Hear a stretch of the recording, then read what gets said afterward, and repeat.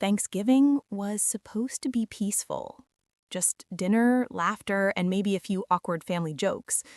But when my sister opened my laptop and saw the truth, that I wasn't the struggling antique shop clerk they thought I was, but a multimillionaire who had quietly built an empire from nothing, the room went silent. Then came the shouting, the accusations, the betrayal. That night, my entire family turned against me, demanding my money, my company, even my future. But here's what they never understood. I didn't build my success for them. I built it because of them. And that Thanksgiving was the first time I stopped apologizing for it. Hey everyone, before we dive in, your support keeps this channel going. Hit that subscribe button, it's free and it helps us grow. My name is Clara Jensen, and for 37 years, I've played the same role in my family. The quiet one, the dependable one, the invisible one. I grew up in a small town outside Portland, Oregon, where the rain never really stopped, and neither did my parents' obsession with my little sister Hannah. Before she came along, things were fine. Not perfect. My parents weren't the warm and fuzzy type, but they were present. Dad taught me how to fish on the weekends, and Mom helped with my school projects, though always with that distracted sigh parents have when they'd rather be somewhere else. Then, one night when I was 8, my aunt woke me up at 2 a.m. and told me to pack a bag.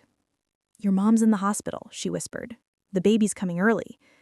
That baby, Hannah, arrived 2 months premature, tiny, pale, and surrounded by tubes. That night changed everything. From that day on, the sun rose and set with Hannah. Every meal, every schedule, every thought in our house revolved around her health. Mom became obsessed with cleanliness. Hand sanitizer bottles in every room. Plastic covers on furniture. Even the smell of bleach still gives me headaches. It was practically the family perfume. And if I so much as sneezed? "Clara, you need to stay at Aunt Margot's for a few days, sweetie," Mom would say. Every single time. A mild cough? Pack a bag. A runny nose? Bye-bye home. At first, I didn't mind.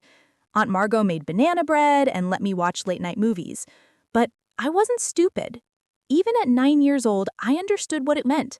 I wasn't safe to be around. The message was simple.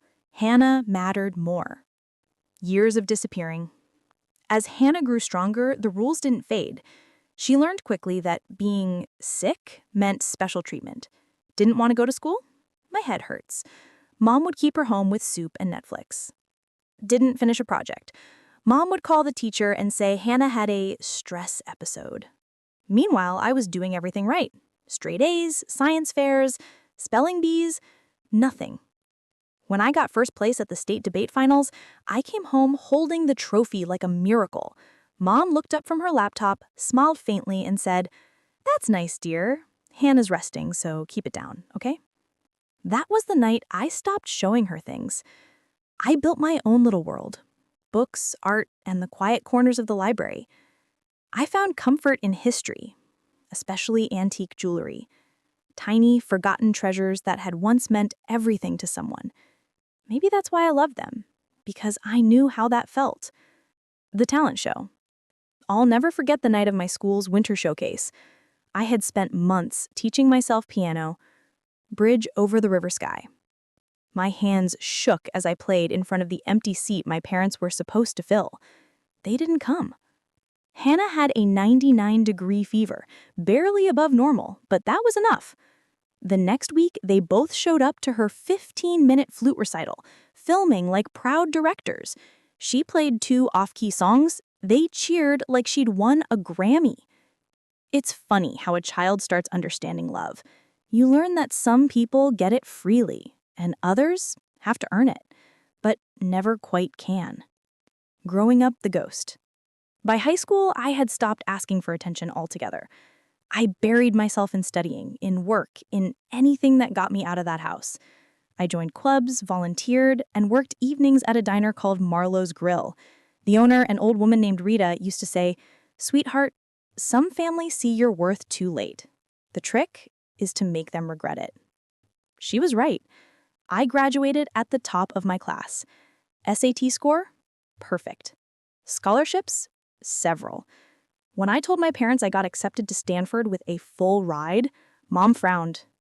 California? That's too far. What if Hannah needs you? Dad added, We can't help financially, Clara. Hannah's therapy isn't cheap. I said it was fully paid for. Mom blinked. Still, I wish you'd chosen something closer. Family comes first. Family. The word never sounded so hollow. The day I left, Hannah hugged me at the door and whispered, Don't forget to send me something nice from Stanford. Not, I'll miss you, just something nice. That said it all. Freedom at last. College felt like sunlight after years underground. No more bleach smell, no more guilt trips, just air, fresh, clean, mine.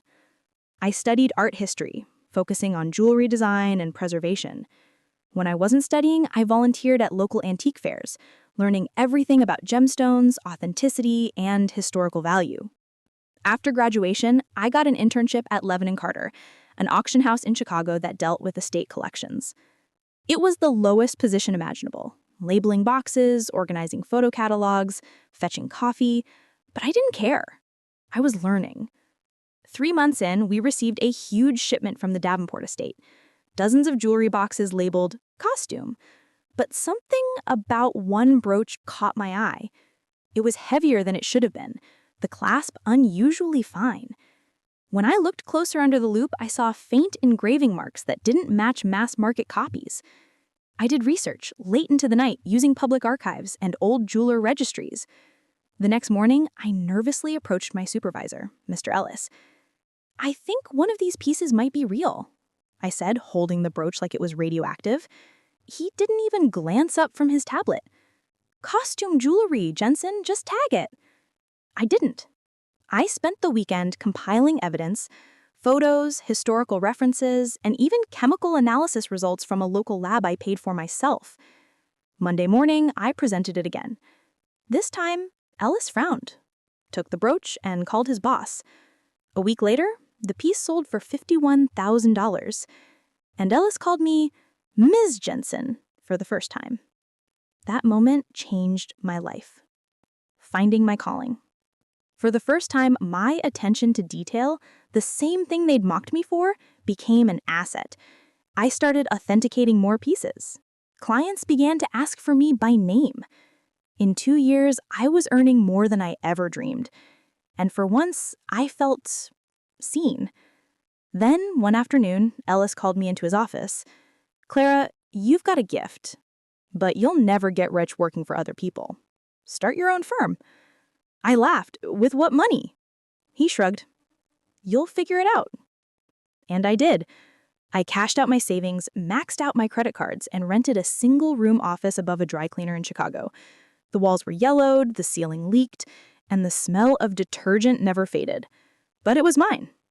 When you grow up on scene, you learn 2 things fast: how to survive alone and how to stay quiet while doing it.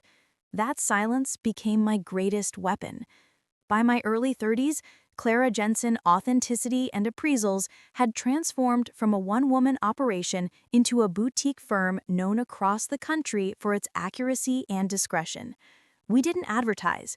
Our clients came from whispers: private collectors, lawyers handling estates, and occasionally the kind of people whose last names opened doors.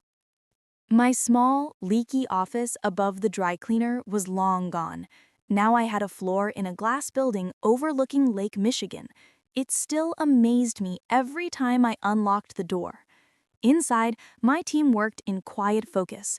Gemologists, historians, restoration experts. They were loyal, brilliant, and most importantly, kind. People who didn't see me as the forgotten one, but as their leader. And business? Booming. When the day I realized I was officially wealthy, I was sitting in my office, reviewing a wire transfer from a private auction in London. A necklace I'd authenticated, thought to be a 19th century replica, had sold for $3.4 million. My firm earned a 15% commission. When the payment cleared, my account balance had 2 commas more than I ever dreamed possible.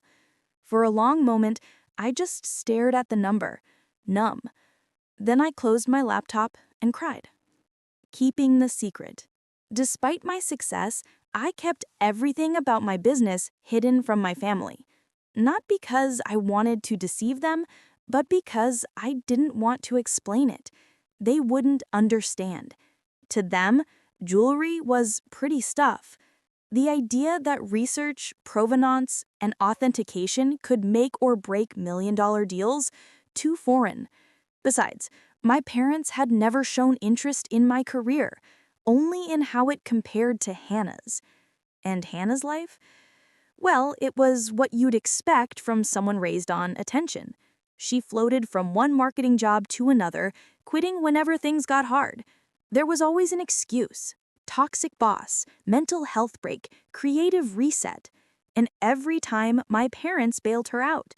Car payments, rent, tuition for a new certification course she'd never finish. If she sneezed, they mailed her soup. If she cried, they wrote checks. Meanwhile, I sent them $4,000 a month, anonymously. At first, I told them I'd gotten a small bonus. But as the years passed, I increased the payments quietly, $5,000, then $6,000. It made me feel better knowing they were okay, even if they thought I was barely scraping by, living on artist wages. Sometimes my mother would say, "You're such a generous girl, Clara. Hannah's lucky to have a sister like you." And I'd smile, pretending not to notice that Hannah never said thank you. The game. As my confidence grew, I began to play a private game. Every Sunday dinner, I'd wear something rare but subtle. A 1920s Van Cleef pendant, a genuine Art Nouveau sapphire pin. Nothing flashy, just understated perfection. And no one ever noticed. Mom would compliment Hannah's department store handbag. Dad would ask if I found your outfit on sale. I'd nod politely, biting back a laugh. One Sunday, Hannah spent 20 minutes bragging about her luxury watch, a $180 Michael Kors with fake gold plating. Meanwhile, I was wearing a vintage Patek Philippe valued at over $70,000. The irony wasn't lost on me. It wasn't about showing off. It was about power. Quiet, invisible power. For once, I held something they couldn't diminish. The call that changed everything. It happened 3 years ago. I was authenticating a sapphire tiara believed to be costume, a stunning piece with a floral design. Under magnification, I discovered tiny etchings matching a 1908 French jeweler's mark thought lost to history.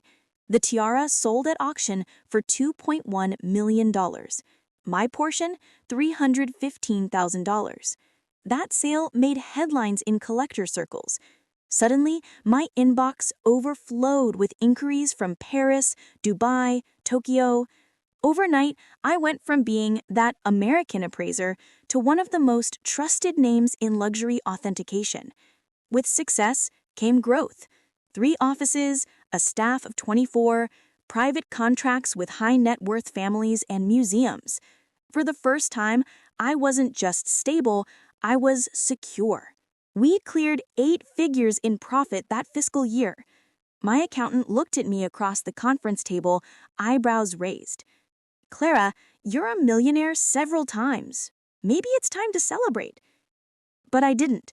I just went home and worked late like always. Because I knew if my family found out, they'd see it as their victory, not mine. Family catch-ups. Despite everything, I kept attending Sunday dinners. Part of me still hoped deep down for a flicker of genuine connection. It never came. "Still working at that jewelry place?" Dad would ask between bites. "Something like that," I'd reply. Mom would beam at Hannah, who would talk for 20 minutes about her latest career pivot. Sometimes it was content creation, sometimes it was event planning. She even launched a wellness brand once. Lasted 3 weeks. But they always looked at her like she was a genius. The golden child, the fragile one, the hope of the family. And me? The spare. The girl who never caused trouble, but also never shined bright enough to deserve pride. Until Thanksgiving last year. The Thanksgiving setup.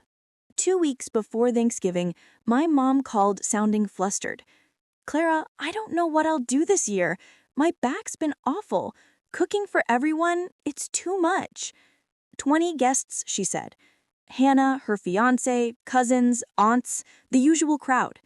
I could have ignored it, but something inside me, maybe guilt, maybe habit, said, "Don't worry, Mom, I'll handle it."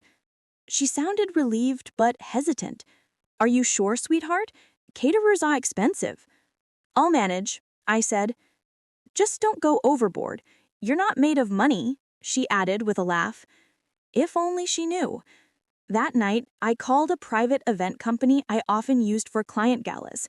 They specialized in curated fine dining, truffle risotto, maple roasted turkey, artisanal desserts. It cost almost $18,000. I paid without blinking, because honestly, I wanted that night to feel perfect. For me, a test, a silent performance where for once I'd control the story. Thanksgiving Day. I arrived early with the catering team. The table shimmered with crystal and silver, candles flickered, the aroma of herbs, butter, and roast turkey filled the air. When the guests arrived, the compliments poured in. "This looks like something out of a magazine. Clara, you outdid yourself." Mom blushed, taking the credit. "Oh, well, Clara just helped me set it up. We kept it simple this year." I didn't correct her. Hannah eyed the spread skeptically. "Store-bought stuffing? Really? You could have at least made Mom's recipe." Then she took one bite and went silent. Dinner flowed smoothly. Laughter, wine, polite conversation. I kept smiling, keeping one eye on my laptop open in the corner. I was monitoring a Hong Kong auction for a client bidding on a rare sapphire necklace. I stepped into the den for a few minutes to watch the final moments. It sold for over $1 million. My cut, $315,000. I was grinning when I turned and froze. Hannah was standing at the doorway, holding my laptop. "What's this?" she asked, smirking. "Another antique sale?"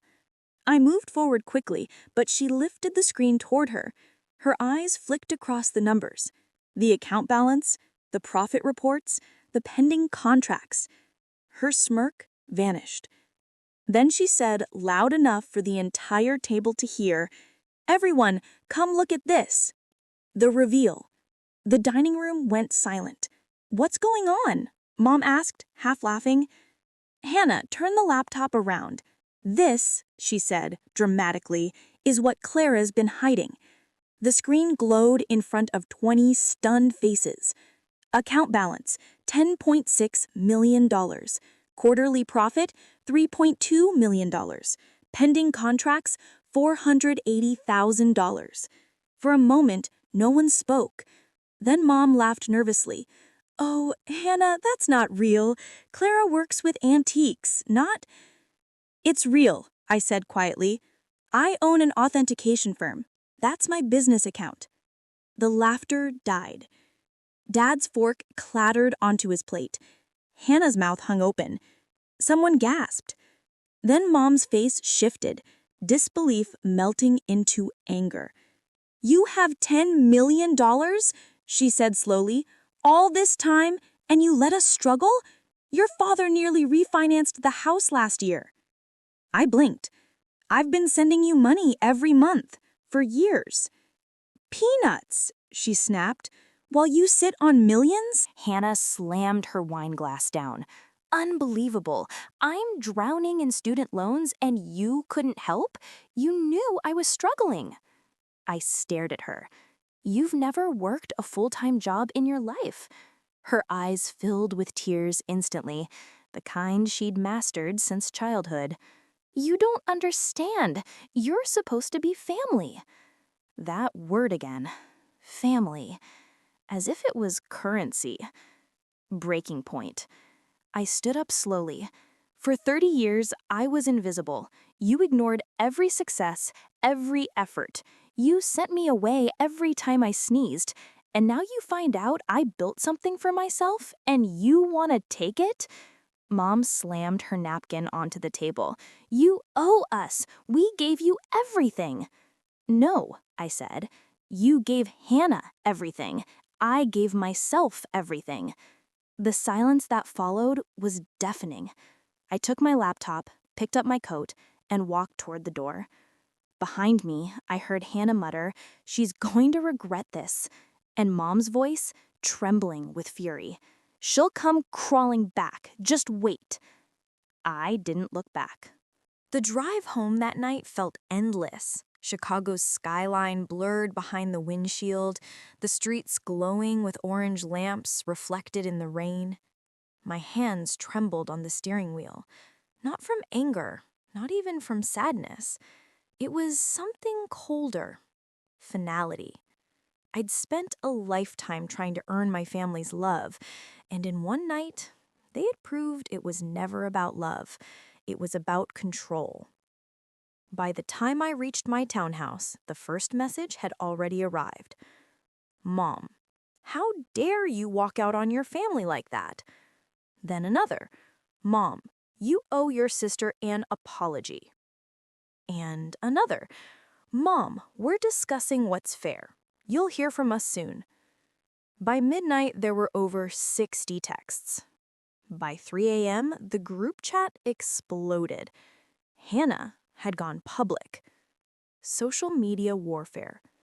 At 3:27 a.m., she posted a long Facebook rant titled, "When Blood Turns Cold." She wrote that her selfish sister had been hiding millions while watching her family struggle, that she betrayed them all after being given everything. There was even a crying selfie attached. Within hours, the comments multiplied. Old classmates I hadn't spoken to in decades chimed in with their judgments. "You should share, Clara. Family is forever." "Money changes people." She probably forgot who helped her start. Helped me start? No one had ever helped me start anything. Still, I stayed silent. Let them talk. Let them show the world exactly who they were. The calls. By morning, the phone wouldn't stop ringing. Private numbers, unknown numbers, relatives I barely knew. I ignored every one of them until I saw Aunt Margot flash across the screen. She'd always been different. The one who slipped me cookies when I was sent away, the one who hugged me just a little tighter. I answered. "Clara?" Her voice was soft. "They're saying horrible things about you." "I know." "Is it true?" "Yes, about the money, yes. About everything else, no." She sighed. "Your mother's embarrassed. Your father's furious. But I just want to say..." She paused. "I'm proud of you." My throat tightened. "Thanks, Aunt Margot." "Don't let them guilt you. They made their choices. Now you make yours." Then she hung up. The ambush. 2 days later, they showed up. It was a Monday morning. I walked into my office, coffee in hand, ready for a meeting with a new client, and froze. Sitting in the lobby, like a bad dream come to life, were Mom, Dad, and Hannah. My receptionist looked horrified. "She said they had an appointment," she whispered. They didn't. Mom stood up immediately. "We need to talk." "About what?" "About what's fair," Dad said flatly. I gestured toward my office, motioning for my assistant to close the door behind us. The moment it clicked shut, Mom began. "We've discussed things as a family," she said, her tone businesslike, as though she was negotiating a contract. "We think it's only fair that you share your success." "Share?" "Yes," she continued. "You wouldn't be where you are without us. We raised you. We sacrificed for you." I stared at her. "Sacrificed?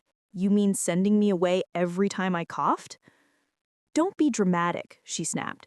"You know what we mean.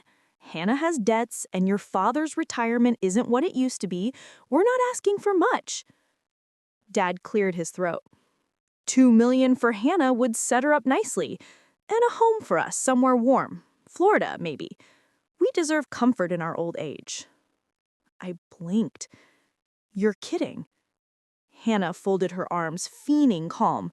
"It's not unreasonable. You have more than you need." The audacity was breathtaking. They hadn't even asked how I was doing. Not once. They'd come here like clients demanding payment. I smiled, the kind of cold smile that even Hannah flinched. "You're right," I said quietly. "It's not unreasonable. It's impossible." Mom's eyes narrowed. "Clara!" I interrupted. "I owe you nothing." The meltdown. Mom's face flushed crimson. "You ungrateful brat. We gave you life." And then spent 30 years reminding me I was a burden. Hannah's voice trembled. "You've changed. Money's poisoned you." "No, Hannah," I said, stepping closer. "Money didn't change me. It changed how you see me." For a moment, no one spoke. The silence buzzed like electricity. Then Dad barked, "You're still part of this family, whether you like it or not, and families share." That word again. Share.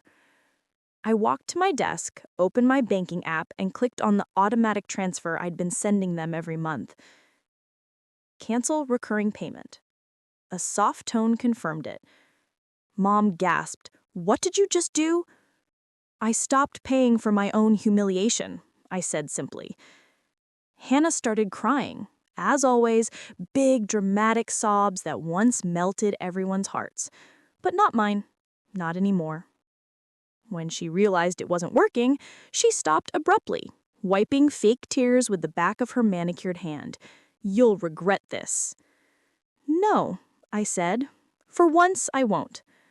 They refused to leave until security escorted them out. The image of my 60-year-old mother shouting "thief" in the lobby while clients watched will haunt me forever. Though, if I'm honest, part of me found it poetic. The weeks after, the fallout was nuclear.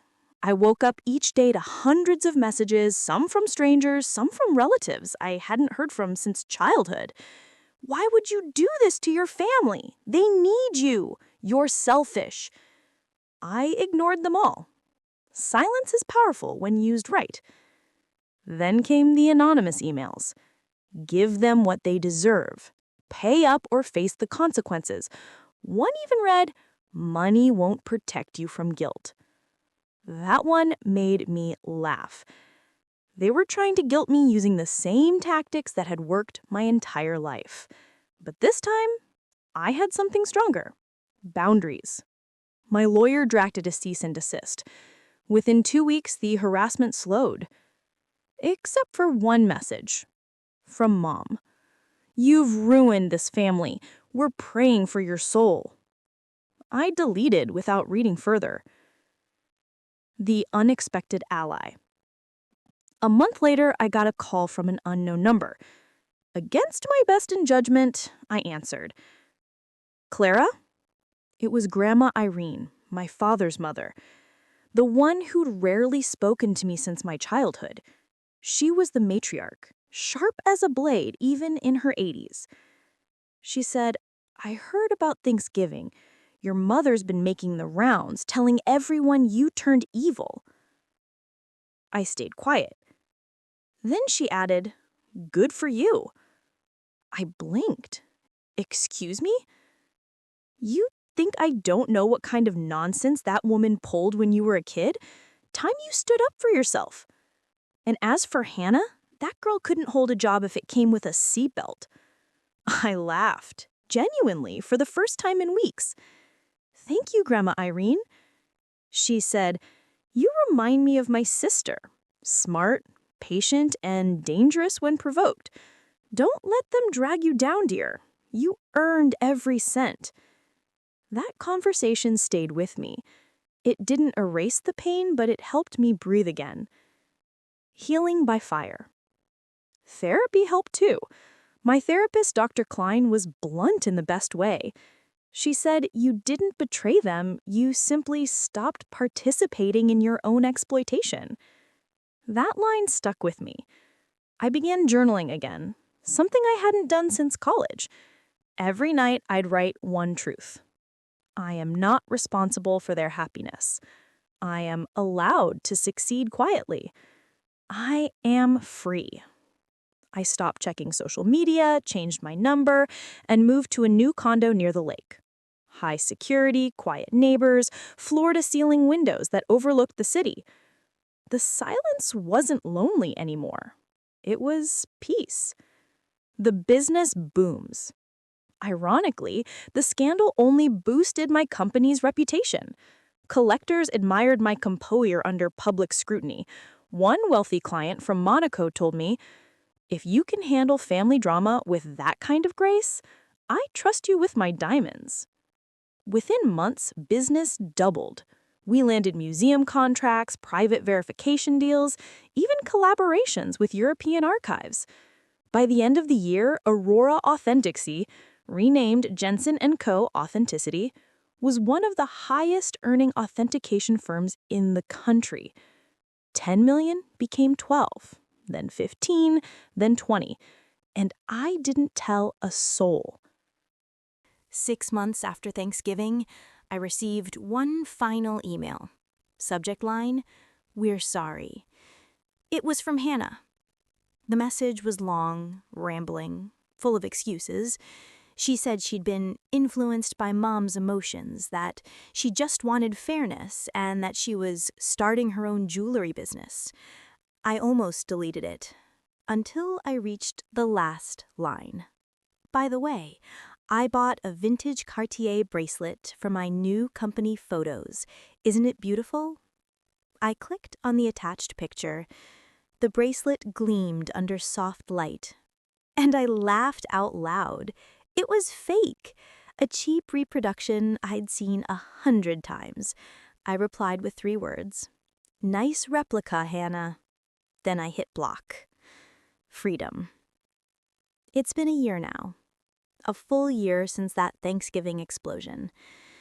Sometimes I still think about them. About the house I grew up in, the girl who used to hope for applause that never came. But I don't feel anger anymore. Just clarity. I send Grandma Irene flowers every month. Orchids, her favorite. She always calls to say, "Don't get sentimental on me." But I can hear the smile in her voice. My life now is quiet, focused, mine. The firm thrives. My team is loyal. My peace is priceless. And sometimes, when I host client dinners, I look around the table, the laughter, the warmth, and think, this is my family now. Epilogue. The letter. Last week, a thick envelope arrived at my office. The return address, Clara Jensen.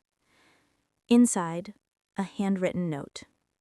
No apologies this time, just a single sentence. "I wish I'd been more like you." It's strange how quiet success feels when there's no one left to tell. For months after cutting my family off, my life felt like standing in an empty cathedral, vast, still, echoing with silence that was both sacred and terrifying. But little by little, I learned to fill that space with something better, peace. No more middle-of-the-night guilt calls, no more pretending to be smaller so others could feel big, no more balancing love like a ledger. For the first time in my life, I woke up and realized I didn't owe anyone anything. Rebuilding myself. My mornings became rituals. Coffee at sunrise, a walk by the lake. No phone, no noise. Just me. It took months to stop waiting for the next emotional ambush, to believe that quiet didn't always mean danger. I started therapy again.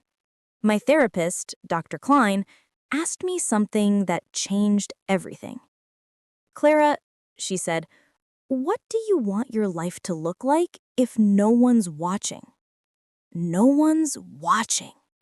The question rattled in my chest for days, because my entire life had been about being watched, or worse, ignored while trying to be seen. So I made a list. I want to feel safe. I want to be surrounded by people who see me for who I am. I want to create beauty without apology. It wasn't about money. It never was. It was about reclaiming myself. A new chapter. The next big step came quietly. A private museum in Vienna reached out for a collaboration. They wanted my firm to authenticate and curate their new Lost Jewels of Europe exhibit. It was an honor beyond words, and poetic, really. For years, I had felt like one of those lost jewels myself. The project required months of travel, so I packed light and left Chicago for the first real journey of my adult life that wasn't about escape, but expansion. Vienna was breathtaking. Old streets glowing gold under lamplight, the smell of espresso and history in the air. Every morning, I walked through galleries filled with pieces I'd only ever read about in textbooks. And that's where I met Elias. Meeting Elias. He was a conservator, quiet, steady, with eyes that noticed everything. He treated every artifact like it had a soul. We met while analyzing a 19th century diamond tiara. He asked, "Do you ever feel like the pieces tell you their stories?" I smiled. Constantly. They just need someone patient enough to listen. From then on, we worked side by side. Long hours, shared silences, unspoken understanding. There was no drama, no games, no comparison. Just two people who found comfort in calm. One night, after a long day cataloging, we walked by the Danube River. He said, "You always look like you're carrying invisible armor." I laughed. Old habits. He looked at me for a moment and said softly, "Maybe it's time you stopped defending yourself against ghosts." For the first time, I didn't have an answer. Just a long exhale. News from home. A few months later, a message from my assistant popped up during a team dinner. Subject, family drama, FYI. I opened it reluctantly. It was a local news article from back home in Oregon. Apparently, my parents had filed for bankruptcy, a bad investment, the report said. And Hannah had launched a luxury jewelry startup that collapsed within months. Lawsuits, unpaid clients, the works. For a moment, I just stared at the screen, heart heavy. Not out of satisfaction, but out of inevitability. They'd always believed appearances could replace effort. But here's the twist. I didn't feel triumph, just closure. I didn't gloat. I didn't reach out. I simply whispered to myself, "You reap what you plant." And then I got back to work. The call I didn't expect. One evening, as I was preparing for a lecture at the museum, my phone rang. It was an unknown US number. I almost ignored it, but something told me to answer. "Hello?" A pause, then a trembling voice. "Clara, it's Mom." For a moment, I couldn't speak. Hearing her voice after nearly 2 years sent my heart into a strange rhythm, nostalgia mixed with exhaustion. She said, "I didn't know who else to call." I kept my tone neutral. "What do you need?" She sighed. "Hannah's in trouble, financially. She mentioned you could maybe—" I cut her off, gently. "No." A stunned silence. "No?" she repeated, as if she'd never heard that word before. "No," I said again, this time firmly. "I can't help. Not with money, not anymore."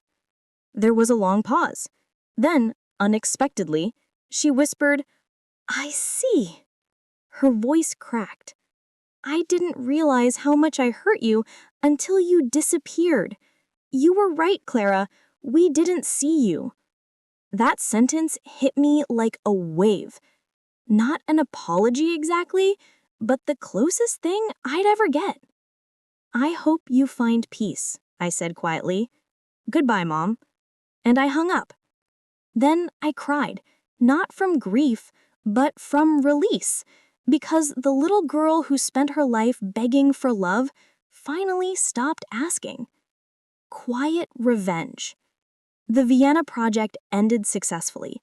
It made international headlines, and my firm received its biggest contracts to date.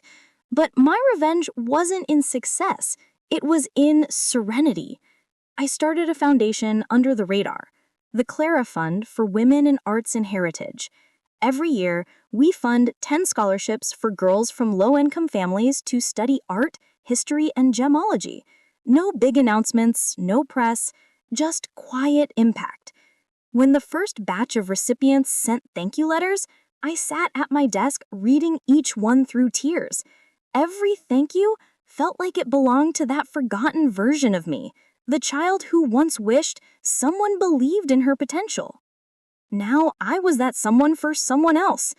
That was my revenge, turning pain into power. The last encounter. 6 months after that phone call, I was back in Chicago for a conference. I stopped at a cafe I used to love, one of those quiet corners with warm light and jazz playing in the background. When I walked in, I froze. At a corner table sat Hannah, older, thinner, eyes tired. She looked up and recognition flickered. She said, "Clara?" Voice small. I hesitated, then walked over. "Hi, Hannah." She smiled weakly. "You look expensive."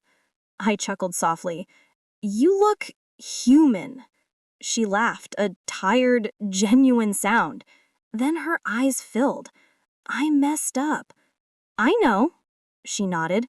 "I used to think you were cold, that you didn't care about anyone but yourself. But I get it now. You were just trying to survive." For a moment, I saw not the spoiled child, but a woman who'd finally run out of excuses. I said quietly, "We all make choices. You can start over." She looked down at her coffee. "I don't think I can." "You can," I said. "Just stop pretending to be who they want you to be." She didn't reply, but when I left, she whispered, "Thank you for not hating me." I didn't turn around. I just smiled. That was the last time I saw her. Full circle. A year later, I hosted a private event for my foundation, a small dinner with donors and scholarship recipients.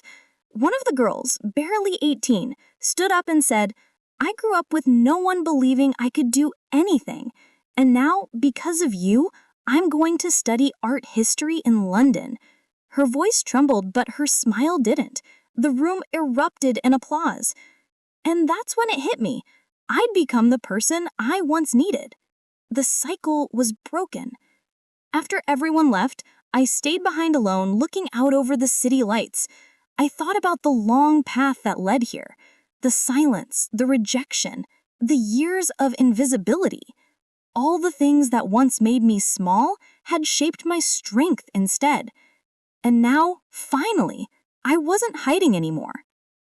Epilogue. The letter from Grandma Irene. A few weeks later, a handwritten letter arrived from Grandma Irene. The paper smelled faintly of lavender. "My dearest Clara, your mother told me about your foundation. I knew you'd make something beautiful out of the pain they gave you. People like your parents measure love in what they can take. You measure it in what you can give. That's the difference.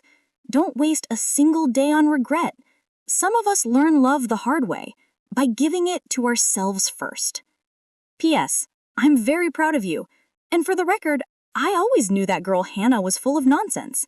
With all my love, Grandma Irene." I laughed until I cried. Then I framed that letter and hung it above my desk. Every morning I look at it, a reminder that even in a world full of people who never saw me, one person did. and that was enough to keep going. I spent most of my life trying to earn love from people who only loved control. But when I stopped performing, when I finally stood my ground, I found peace. My story isn't about revenge. It's about rediscovery, about realizing that silence doesn't mean weakness, and kindness doesn't mean surrender. So to the girl who used to sit in her room feeling invisible, this one's for you. You were never too quiet. They were just too loud to listen. It's been 5 years since the night everything broke. 5 years since the turkey dinner, the accusations, the shouting. 5 years since I finally walked out. Not in anger, but in peace.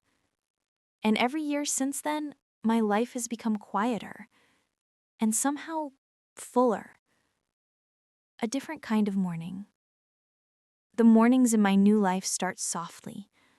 No more racing thoughts or dread pressing against my chest. No more waiting for the next emotional explosion. Now it's coffee steaming beside my laptop as sunlight spills through tall windows. The city hums below, steady and calm. My home sits on the edge of Lake Washington, surrounded by evergreens. It's quiet here, just the sound of water and wind. I bought the place 2 years ago, after moving the firm's main office to Seattle.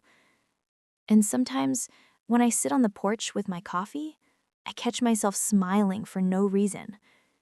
Because silence used to feel like punishment. Now, it feels like freedom. The firm today. Jensen & Co. has grown beyond anything I imagined. We now authenticate collections for some of the largest museums and private estates in the world. Every piece that passes through our hands has a story, a history waiting to be rediscovered. And that's what we do. We give truth back to things that time forgot. In a way, that's what I did for myself too. Last year, we opened our Paris office, a dream I'd once scribbled in a notebook during college. When I cut the ribbon at the opening, my hands shook. Not because I was nervous, but because the little girl who once hid in her room feeling unwanted had built something no one could take away. We're now valued at over $120 million. But the number that matters most isn't in the bank. It's in the people we've helped. Collectors, artists, families, and especially young women who remind me of who I used to be. The Scholarship Gala. Every spring, we host a dinner for the Clara Fund scholars, the young women whose art and curiosity are shaping the next generation. At last year's gala, a shy girl named Priya approached me. She was barely 19, wearing a dress 2 sizes too big and shoes that had clearly seen better days. She said, "Miss Jensen, I almost gave up on school before I got your scholarship. My parents said art doesn't feed people, but now I think maybe it can feed the soul." Her words broke me open, in the best way. I hugged her and said, "You don't owe me anything. Just promise you'll make something beautiful." She smiled and said, "I am already." That moment was worth more than every auction I've ever attended. Unexpected guests. A few weeks later, I received an invitation in the mail. It was for Hannah's wedding. The envelope was cream with gold foil lettering. I almost laughed. 5 years of silence and suddenly an invitation? Part of me wanted to toss it in the trash, but something, curiosity, closure, maybe grace, made me pause. So I sent a small note back. "Dear Hannah, congratulations. I wish you peace and happiness in your new life. Warmly, Clara." I didn't attend the wedding, but a few days later a message came through social media. It was from her. She said, "I understand why you didn't come, but I wanted to say thank you for that letter. You were right about everything. I finally found someone who sees me, not what I pretend to be. And I hope you've found that too. I smiled, because for the first time, it sounded like she'd finally grown up. And maybe, just maybe, she'd found her own kind of peace. The letter that found me. On my 39th birthday, I received another letter. No return address, but the handwriting was unmistakable, my mother's. It was short, shaky pen strokes on lined paper. Clara, I don't expect forgiveness.